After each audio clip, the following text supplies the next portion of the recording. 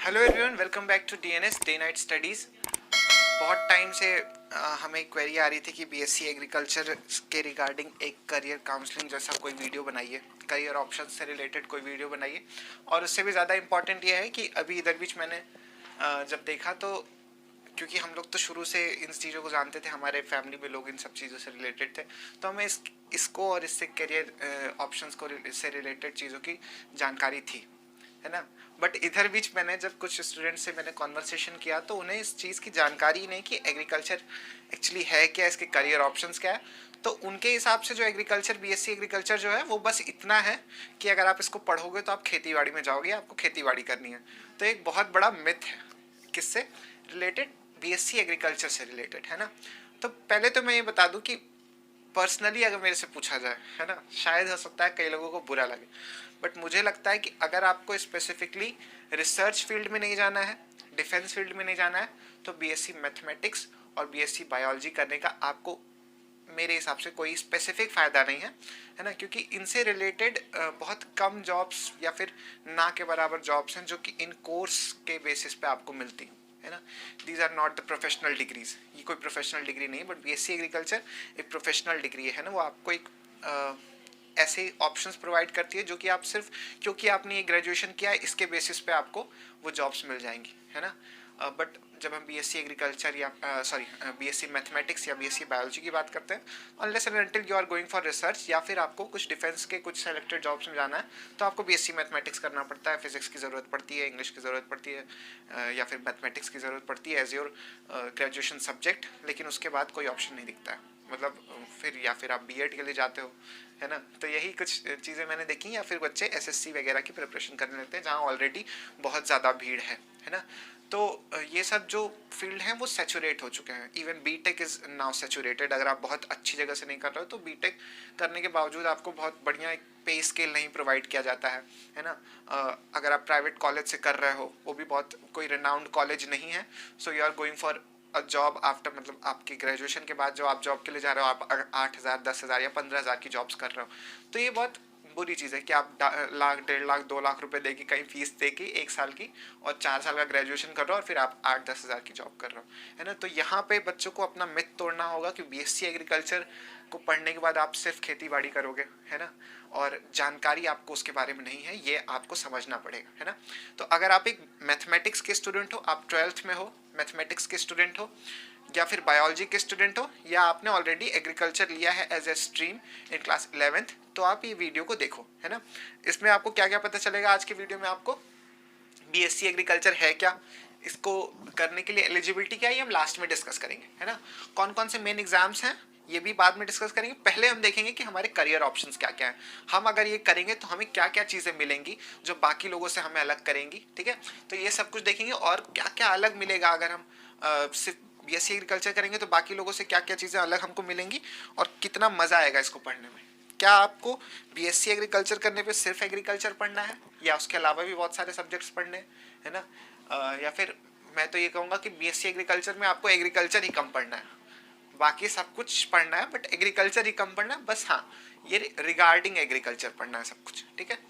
तो जैसे चलो ठीक है, आगे डिस्कस करेंगे, है ना। वीडियो शुरू करते हैं। वीडियो में फिर से बता दूं, अगर आप 12th में हो, आप ग्रेजुएशन के लिए अपने ऑप्शंस खोज रहे हो, है ना, करियर के लिए ऑप्शंस खोज रहे हो, तो आप ये वीडियो देखो। अगर आपने एक साल का ड्रॉप लिया फिर भी आप ये वीडियो देखो।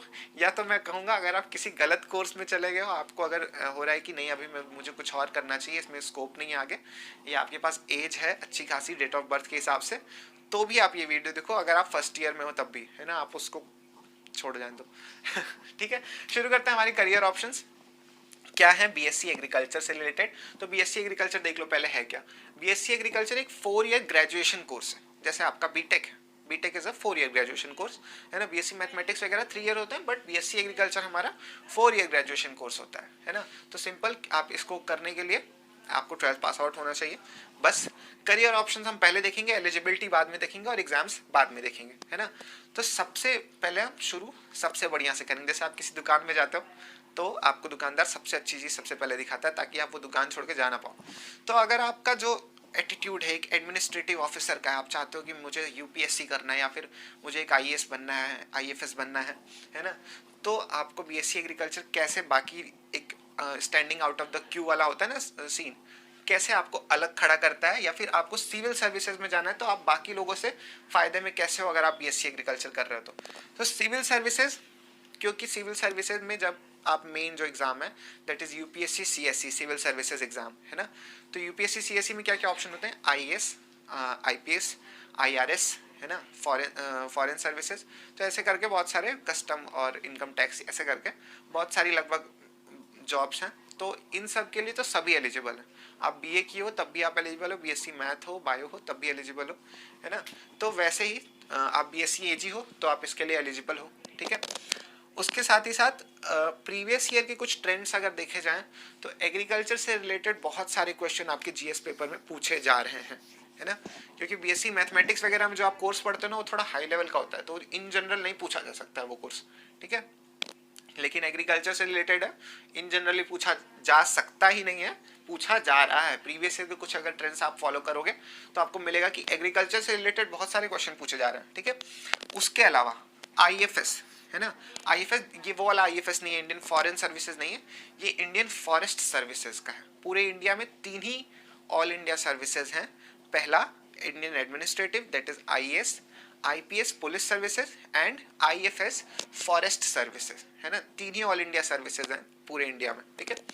तो IFS forest services specifically BSc agriculture और बीटेक के स्टूडेंट के लिए आता है, लेकिन बीएससी एग्रीकल्चर वालों को फायदा कहाँ से है, क्योंकि इसका जो क्वेश्चन पेपर बनता है ना, तो मेंस प्रीलिम्स तो कॉमन होता है आपका, मेंस अलग अलग होता है, मतलब प्रीलिम्स आपका सीएससी से कॉमन होता है, मेंस में जो एग्रीकल्चर का पोर्शन है वहाँ पे आपको फायदा हो जाता है, क्योंकि आपको एक एग्रीकल्चर का जो पेपर है वो आप एज एन ऑप्शनल लेना ही पड़ेगा।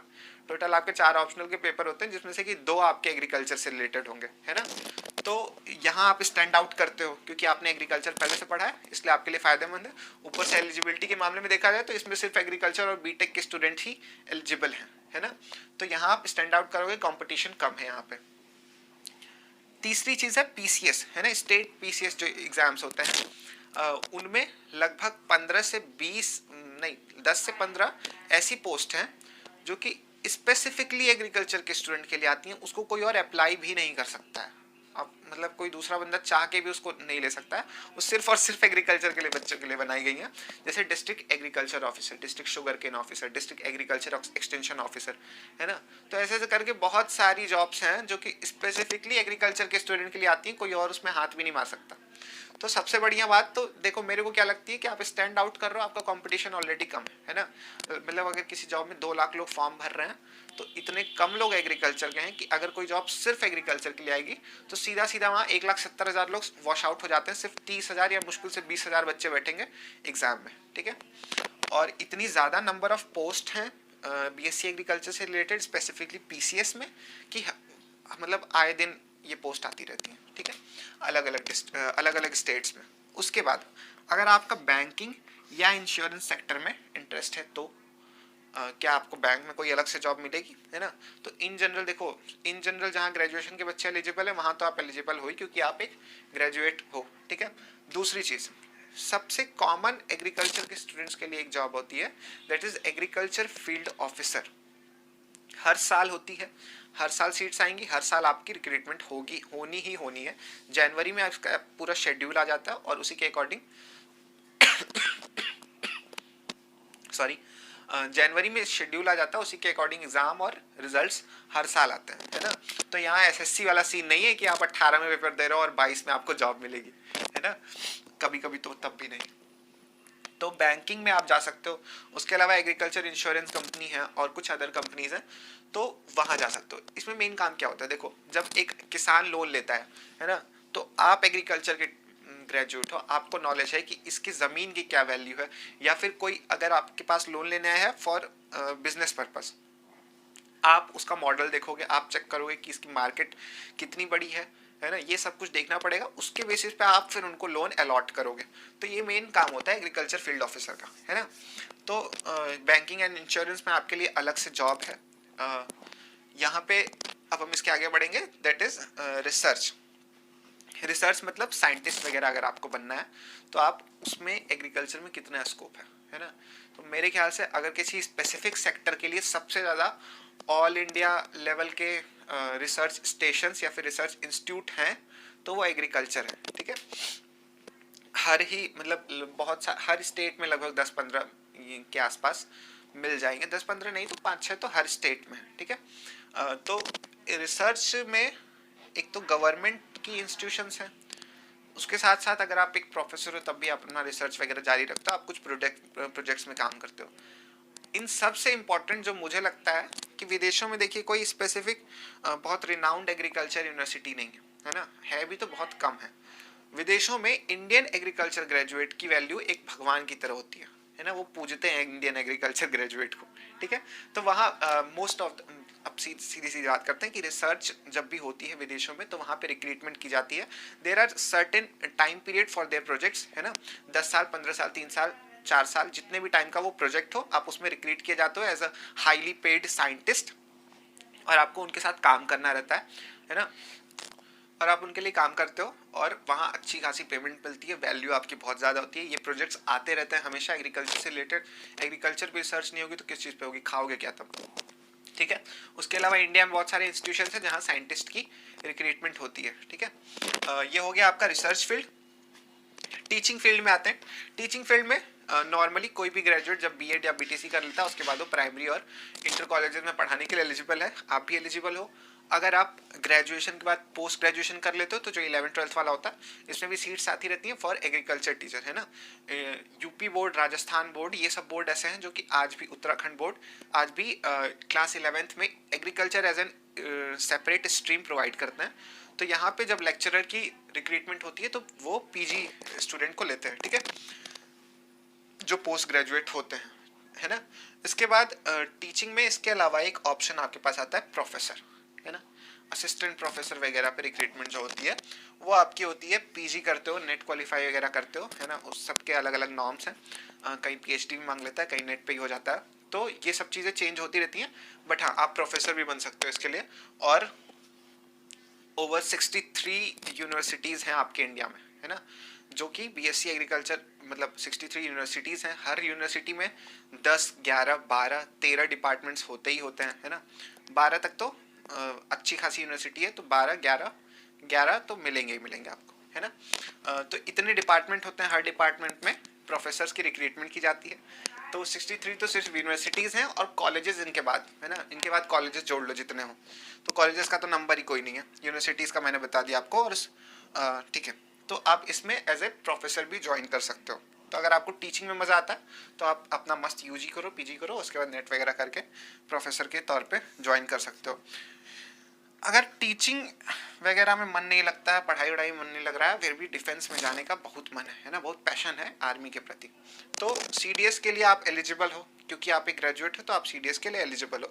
इसके अलावा कुछ डिफेंस सेक्टर से रिलेटेड रिसर्च इंस्टीट्यूशन है, जैसे बार्क, है ना, भाभा एटॉमिक रिसर्च, फिर उसके बाद आता है डीआरडीओ। तो ये सब ऐसे इंस्टीट्यूशंस हैं जिसमें कि स्पेसिफिकली एग्रीकल्चर के स्टूडेंट के लिए पोस्ट आती है ना। तो मतलब ये डायरेक्टली इन्फेंट्री वगैरह नहीं है कि आप सीधा जाके लड़ रहे हो, लेकिन ये फिर भी डिफेंस से रिलेटेड है ना। तो इन सब सेक्टर्स में आपको काम करने का मौका मिल सकता है, और ये पोस्ट सिर्फ और सिर्फ एग्रीकल्चर के स्टूडेंट के लिए आती हैं। इसके बाद अगर आपका मैनेजमेंट वगैरह में जाने का मन है कि नहीं भाई, इसके बाद में कोई भी साइंस से रिलेटेड कोई भी ग्रेजुएशन कोर्स कर लूँगा, उसके बाद मैं करूँगा एमबीए वगैरह, मस्त प्राइवेट कंपनी में जाएंगे और बढ़िया पैसा बनाएंगे, है ना। तो एग्री ग्रेजुएट्स की मांग बहुत ज़्यादा है। अगर आप एग्रीकल्चर से ग्रेजुएशन करने के बाद एमबीए करते हो, है ना, कैट, एफकैट, जीमैट जो भी हो, है ना, जिसके भी थ्रू करते हो आप एमबीए करते हो, तो आप बढ़िया कंपनी में, है ना, एमएनसीज में बहुत सही रिक्रूटमेंट होती है बीएससी एग्रीकल्चर से ग्रेजुएशन जिनका हुआ। और उसके बाद अगर उन्होंने कैट वगैरह के थ्रू किसी आईआईएम से एमबीए किया है तो 25 लाख वगैरह, 24 ये सब पैकेज तो आसानी से मिल जाते हैं, है ना। खैर आईआईएम से आप पास आउट हो तो वो वैसे भी आसानी से मिल जाएगा। बट हाँ, एग्री ग्रेजुएट्स का, क्योंकि देखो फिर एक बात कहेंगे कि अगर आप एक चिप्स भी खा रहे हो ना, तो एग्रीकल्चर की वजह से खा रहा हूँ, है ना। तो बहुत सारी एमएनसीज इस सेक्टर में काम कर रही हैं, फूड सेक्टर में, है ना। तो वहाँ पे इनकी रिक्रूटमेंट होती है। एक बंदा जो मैनेजमेंट भी संभाल ले, अगर कोई भी कंपनी खाने से रिलेटेड है, आज आप खुद देख लो कितनी सारी कंपनीज हैं, तो वहाँ पे रिक्रूटमेंट होगी, तो जो बंदा मैनेजमेंट भी देख ले और उसको थोड़ी बहुत एग्रीकल्चर की भी जानकारी हो, ये प्रायोरिटी होती है इन कंपनीज की, है ना। इसमें एमबीए के अलावा एक और ऑप्शन आता है, एक अलग से कोर्स डिज़ाइन किया हुआ है ना। वो है agri business management. Agri business management सिर्फ एग्री ग्रेजुएट्स जो होते हैं वो एग्री बिजनेस मैनेजमेंट में जाते हैं, तो कंपनीज इनको भी रिक्रूट करती हैं, ठीक है। फिर प्राइवेट फर्म एंड जॉब्स में, जैसे पहले बोले कि फूड से रिलेटेड जितनी भी कंपनीज हैं वो सब एग्रीकल्चर के स्टूडेंट्स को लेती हैं, है ना। चाहे फूड प्रोसेसिंग का काम हो गया, डेयरी का काम हो गया, कैडबरी, नेस्ले, किसान, ये सब जितनी कंपनीज हैं इसमें एग्री ग्रेजुएट्स की बहुत मांग है ना। तो आप वहाँ जा सकते हो, और ये मतलब इसमें तो कोई लिमिट ही नहीं कि आपकी सैलरी कितनी होगी। या यहाँ भी आओगे तो 2.5 लाख की सैलरी होगी ना सिविल सर्विसेज में, एक हाईएस्ट पेड जो लिमिट है 7th पे कमीशन के अकॉर्डिंग। लेकिन यहाँ तो कोई लिमिट ही नहीं है, आपके अंदर टैलेंट है तो आपको कितना भी वो पैसा देंगे, है ना। फिर इसके बाद आता है एंटरप्रेन्योरशिप। कुछ लोगों के पास बहुत पैसा है, या फिर कुछ लोगों के अंदर बहुत पैशन है या फिर पैसा है, तो उनको अपना बिजनेस डेवलप करना, वो किसी के नीचे काम नहीं कर सकते, या फिर उनको मन है कि नहीं मैं कुछ अलग करूँ, है ना। तो एग्रीकल्चर देखो, एग्रीकल्चर में तो हम कह नहीं सकते कि एंटरप्रेन्योरशिप में आपको इतने ऑप्शन है, क्योंकि इतने ज़्यादा ऑप्शन हैं कि कहें क्या।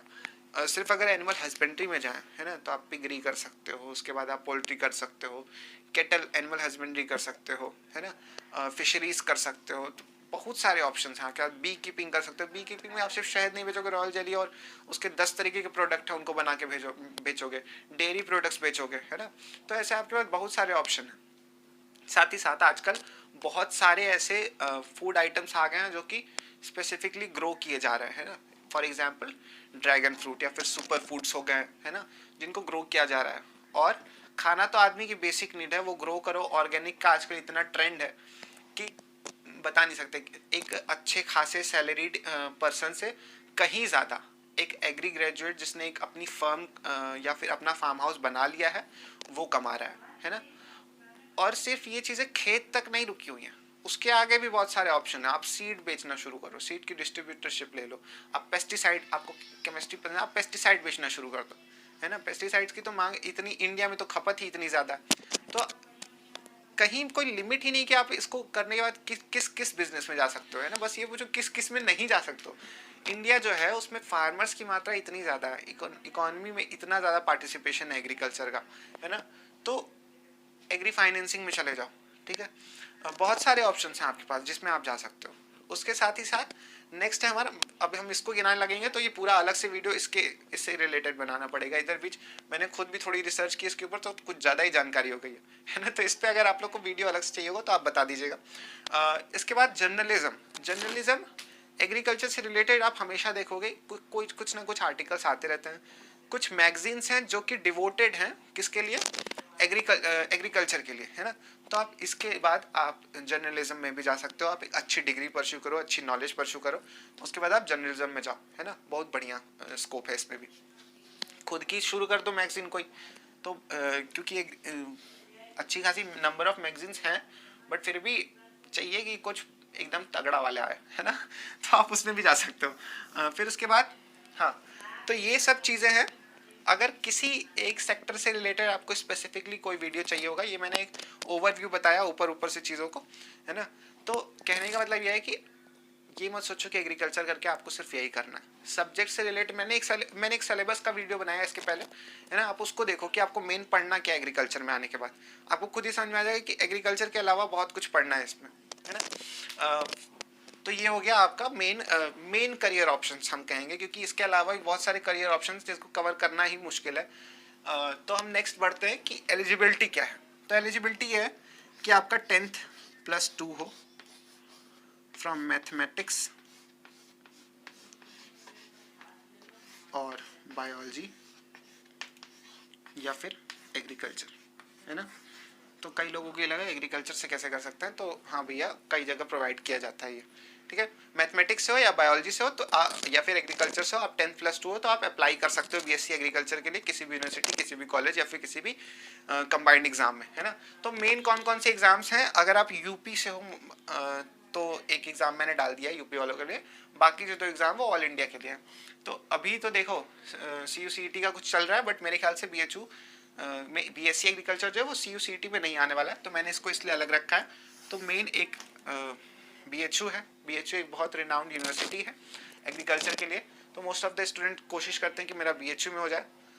इसके बाद नहीं, इसके पहले ही अगर कहेंगे, है ना, तो दैट इज ICAR का एग्जाम, है ना। ICAR का एक कंबाइंड एग्जाम होता है ऑल इंडिया लेवल पे, जैसे आपका IIT का JEE होता है ना, वैसे ही ICAR होता है फॉर BSc एग्रीकल्चर। और भी बहुत सारे BSc एग्रीकल्चर नहीं, और भी बहुत सारे कोर्स हैं, हॉर्टिकल्चर, फॉरेस्ट्री, ऐसे ऐसे करके बहुत सारे कोर्स हैं जिनके लिए एक कंबाइंड एग्जाम होता है ICAR, है ना। तो इसमें जितने भी सेंट्रल यूनिवर्सिटीज़ हैं उनमें आपको एडमिशन दिया जाता है। आप एक कंबाइंड एग्जाम देते हो, फिर उसके बेसिस पे आपकी रैंकिंग बनेगी। वो रैंकिंग के बेसिस पे आप अपने प्रेफरेंस डालोगे, है ना, और प्रेफरेंस और रैंकिंग को टैली करने के बाद आपको एक कॉलेज या फिर कोई यूनिवर्सिटी लॉक कर दी जाएगी, ठीक है। तो ICAR एक बहुत अच्छा ऑप्शन है आपके लिए। ICAR के एग्ज़ाम के बाद आपको स्कॉलरशिप भी मिलती है, हर मंथली बेस्ड स्कॉलरशिप मिलती है। उसमें शायद 5000 के आसपास इसकी अमाउंट मिलता है इसमें, है ना। हर महीने आपको पढ़ने के लिए पैसे मिलते हैं, है ना। BHU में नहीं मिलता ये फेलोशिप, ICAR में मिलता है। और एक और चीज़ बता दें कि BSc एग्रीकल्चर में मैंने देखा है फेलोशिप बड़ी बढ़िया मिलती है ना। मतलब स्कॉलरशिप जो गवर्नमेंट देती है वो तो ठीक है, उसके अलावा भी बहुत सारी स्कॉलरशिप्स हैं जो BSc एग्रीकल्चर के स्टूडेंट्स को प्रोवाइड की जाती हैं, है ना। जैसे एक मोस्ट कॉमन है दैट इज मंडी परिषद की स्कॉलरशिप। मंडी परिषद की स्कॉलरशिप आपको 3000 पर मंथ देते हैं वो लोग, एनुअली पेमेंट करते हैं, तो एनुअल बेसिस पे उसकी पेमेंट कर दी जाती है। तीसरा एग्जाम, अगर आप यूपी से हो, है ना, अगर आप यहाँ के सिटीजन हो, यूपी के डोमिसाइल, सॉरी सिटीजन नहीं, तो आप यूपी कैटेट के एग्जाम के लिए अप्लाई कर सकते हो, ठीक है। UP CATET combined agriculture eligibility test है। तो ये भी वही होता है, ये यूपी में आपके 4 मेन यूनिवर्सिटीज़ हैं, तो 4 मेन यूनिवर्सिटीज़ में आपको एडमिशन देता है एक कंबाइंड एग्जाम के थ्रू, अलग अलग कोर्सेज में, है ना। तो बहुत सारे इसमें कोर्सेज आते हैं, BSc एग्रीकल्चर, हॉर्टिकल्चर, फॉरेस्ट्री, फिर BTech आता है, और ऐसे ही करके एग्रीकल्चर, डेयरी टेक्नोलॉजी, बहुत सारे ऑप्शंस हैं इसमें, ठीक है। इन सब के अलावा जो जिसके लिए हमारा चैनल काम करता था प्रीवियसली, हमने उसके लिए कोर्स भी रन किया था पिछले साल, एक रिनाउंड कॉलेज कह सकते हैं यूपी का, या इंडिया का कह सकते हैं एग्रीकल्चर के सेक्टर में, दैट इज यूपी कॉलेज।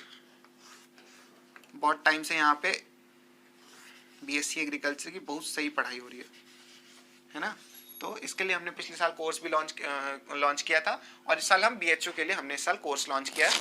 तो ये कोर्स से आप जुड़ सकते हो अगर आपको अभी तक समझ में आया हो कि BSc एग्रीकल्चर एक अच्छा कोर्स है, और आप इसको एज योर ग्रेजुएशन चीज़ें हैं कि आपको क्या क्या प्रोवाइड किया जाएगा, है ना। तो टेस्ट सीरीज वगैरह प्रोवाइड की जाएंगी, आपके डाउट सेशंस होंगे, ऑनलाइन आपको रिकॉर्डेड लेक्चर क्लासेस मिलेंगी, और नोट्स मिलेंगे, है ना। तो ये सब कुछ आपको मिलने वाला है, और मॉक टेस्ट वगैरह किए जाते हैं एग्ज़ाम के कुछ दिन पहले। तो ये सब कुछ अगर आपको जानना है तो इतना सब कुछ मिलने वाला है अगर आप DNS के साथ जुड़ते हो। अगर आपका मन कर रहा है कि BSc एग्रीकल्चर करूँ मैं, तो आप DNS के साथ जुड़ सकते हो। DNS आपको ईजी वे में एक सही, अच्छा, बढ़िया कोर्स प्रोवाइड करेगा, और इस कोर्स में एग्रीकल्चर मैं ही पढ़ाऊँगा। शायद 1-2 टीचर्स और जुड़े हमारे साथ, बट मोस्ट प्रोबेबली सिर्फ अकेले मैं ही पढ़ाऊँगा, और नहीं तो वह कुछ पोर्शन शायद कुछ और टीचर्स पढ़ाएं, और ये सब फीचर्स आपको मिलने वाले हैं। अगर आप इन फीचर्स के बारे में और कोर्स के बारे में बहुत अच्छे से जानना चाहते हो, तो या तो इसकी लिंक आई बटन पे आपको मिल जाएगी ऊपर, या फिर नीचे डिस्क्रिप्शन बॉक्स में आपको इसकी लिंक दे दी जाएगी। अगर वीडियो अच्छा लगा हो तो वीडियो को लाइक करें। चैनल पर अगर आप नए हो तो चैनल को ज़रूर सब्सक्राइब करो, ताकि आपको ऐसे ही इन्फॉर्मेशन मतलब आपको आगे भी मिलती रहे, ठीक है। आज के वीडियो में इतना ही, थैंक यू।